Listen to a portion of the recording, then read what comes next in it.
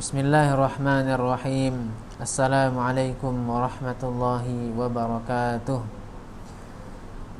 Alhamdulillahilladzi hadana lihadza wa ma kunna linahtadiya laula an hadanallah.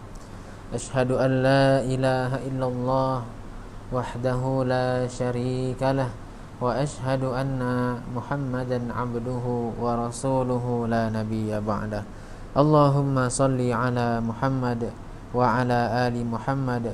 Assalamu alayka ya Rasulullah. Hadirin hadirat jemaah salat tarawih yang dirahmati Allah, kembali bersyukur kita kepada Allah. Di malam yang ke-12 ini Allah masih terus memberikan kita banyak nikmat. Allah masih terus memberikan kita kesehatan, kesempatan istiqomah dalam ketaatan di 10 hari kedua di bulan Ramadan ini. Maka kita bersyukur, kita berdoa kepada Allah, semoga Allah panjangkan umur kita hingga nanti bulan Ramadan ini berakhir, dan Allah ampunkan dosa-dosa kita di bulan Ramadan ini. Amin ya rabbal alamin. Ma'asyiral muslimin, sedang jemaah tarawih yang dirahmati Allah, pada kesempatan yang singkat ini izinkan kami sedikit menyampaikan tausiah. Adapun judul yang diamanahkan kepada kami adalah makanan halal dalam Islam. Bapak Ibu yang dirahmati Allah, ketika kita berbicara tentang makanan halal, apa yang ada dalam pikiran kita? Apakah makanan halal itu adalah makanan yang ada label halalnya, atau bagaimana? Atau makanan yang tidak ada label halalnya itu bukan makanan halal? Ya, kalaulah makanan yang disebut makanan halal itu adalah hanya makanan yang berlabel halal saja, maka hari ini susah sekali kita mencari bakwan yang berlabel halal. Ya Bu, bakwan berlabel halal susah sekali kita cari. Ya, ternyata dalam Islam makanan itu disebut halal apabila yang pertama komposisinya halal, yang kedua cara mengolahnya, memasaknya halal, yang ketiga cara mendapatkannya adalah halal juga. Kita bahas yang pertama, komposisinya halal. Maksudnya benda itu, makanan itu memang terbuat dari bahan-bahan yang halal. Contoh, jangan sampai dia tercampur dengan benda-benda yang atau zat-zat yang haram. Jangan sampai kita masak, ibu-ibu masak rendang, rendangnya rendang daging, tapi dikasih minyak babi sedikit. Jadi haram Bu. Rendangnya rendang daging, halal, dagingnya halal, daging sapi, tapi dikasih minyak babi sedikit, maka jadi haram. Maka tak boleh bercampur dengan sesuatu yang haram, walaupun sedikit. Harus murni halal. Kita masak kue gitu. Masak kue, menteganya jangan sampai mentega yang ada unsur babinya atau unsur benda-benda yang haramnya. Maka kalaulah ada unsur yang tidak halal atau unsur haram dari makanan tersebut, bisa tidak halal makanan yang kita konsumsi tersebut. Yaitu dari segi komposisinya, memang betul-betul murni, tidak boleh bercampur dengan benda yang atau zat yang haram. Yang kedua, cara memasaknya. Ibu memasak ayam, tapi sembelihannya nggak sempurna gitu. Ayam itu harus sembelih dengan sempurna, disembelih dengan ucapkan basmalah.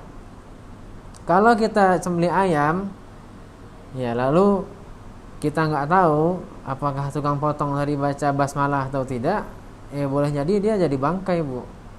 Menjadi tidak halal juga, karena disembelih dengan tanpa menyebut nama Allah. Maka hati-hati ibu-ibu kalau beli ayam potong, Ya, pastikan betul-betul ayam yang dipotong oleh tukang potong itu dipotong dengan mengucapkan basmalah, bismillahirrahmanirrahim. Boleh kita ingatkan, "Bang, jangan lupa baca basmalah," gitu. Ya, boleh kita ingatkan. Ya, makanya hati-hati sekali kita. Sesuatu yang kita anggap remeh, ya, namun ternyata yang ayamnya itu halal, namun ternyata ketika menyembelihnya kita tidak menyebut nama Allah, ya dia menjadi bangkai, menjadi tidak halal. Hati-hati Bapak Ibu sekalian. Selanjutnya, ketika kita masak, ya hati-hati juga jangan sampai perlengkapan dapurnya itu ataupun perlengkapan masaknya itu ya tercampur juga dengan zat-zat ataupun hal-hal yang mengandung benda haram. Ya, jangan sampai dipinjam punya tetangga kita non muslim. Ya, dia masak rendang babi pakai kuali ini ya. Masak rendang babi pakai kuali dia. Lalu kita pinjam pula untuk kuali dia tadi yang masak rendang babi tadi, kita pinjam pula untuk kita masak rendang daging sapi gitu. Ya, maka kita tidak tahu ya apakah sudah sempurna dia mencuci benda tadi atau belum. Maka hati-hati ya, jangan sampai ada bercampur sedikit ya, masih ada zat ya, dikhawatirkan masih ada zat yang haram itu tersisa sedikit. Maka hati-hati kita ya, jangan sampai kita campur peralatan dapur kita ataupun peralatan masak kita. Yang ketiga tadi cara mendapatkannya. Ya, cara mendapatkannya haruslah halal juga. Contoh ya, bakwan itu halal, tapi orang lain nih yang buat. Ya, ada seorang pedagang dia jual bakwan, lalu kita dapatkan dengan cara mencuri. Ya, bendanya halal tapi didapatkan dengan cara mencuri, maka menjadi haram. Maka hati-hati. Ya, sesuatu yang kita makan jangan sampai kita dapatkan dari harta yang mencuri, dari harta yang haram, dari harta yang korupsi, dari harta yang menipu orang lain, dari harta yang kita bertengkar sama orang lain. Nah, na'udzubillah. Ya, kita dapatkanlah harta itu dari cara-cara yang baik, tanpa menyakiti orang lain, ya, tidak dengan mencuri, tapi dengan hasil keringat kita. Ya. Kenapa Islam mengatur makanan halal ini, Bapak Ibu?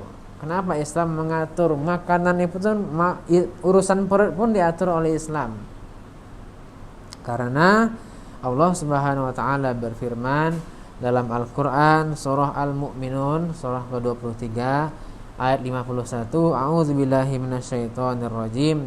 Ya ayyuhar rusul kulu min thayyibat wa'malu shaliha. Wahai para rasul, makanlah dari makanan yang baik-baik, wa'malu shaliha, dan kerjakanlah amal soleh. Maksud makanan yang baik-baik dalam ayat ini adalah makanan itu adalah makanan yang halal lagi baik, halalan thayyiba. Ya, mengkonsumsi makanan yang halal lagi baik diperintahkan terlebih dahulu sebelum mengerjakan amal soleh. Kenapa dalam ayat ini Allah katakan makanlah yang baik-baik baru wa'malu sholihah, baru mengerjakan amal soleh? Karena mengkonsumsi makanan yang halal akan membantu kita untuk berbuat amal soleh. Mengkonsumsi makanan yang halal akan memudahkan kita untuk mengerjakan amal soleh. Demikian pula Allah Subhanahu wa taala melarang kita untuk mengkonsumsi makanan yang didapatkan dengan cara yang kotor, dengan yang haram. Karena makanan yang kita dapatkan dengan cara haram tadi berpengaruh juga pada diri kita. Diri kita menjadi tidak tenang, ya, bahkan fisik kita boleh jadi juga menjadi penyakit sama kita, hati kita menjadi sakit samanya. Dan juga Makanan yang haram tadi boleh jadi membuat kita malas untuk beribadah. Ya, lebih senang kita berbuat kemaksiatan. Ya, jauh dari Allah. Ya, malas untuk sholat, malas untuk baca Quran. Ya, itulah efek dari makanan yang haram. Maka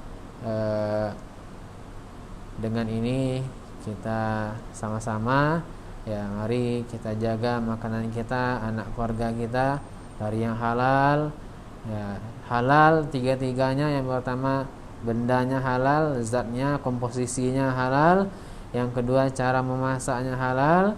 Yang ketiga, cara mendapatkannya juga halal.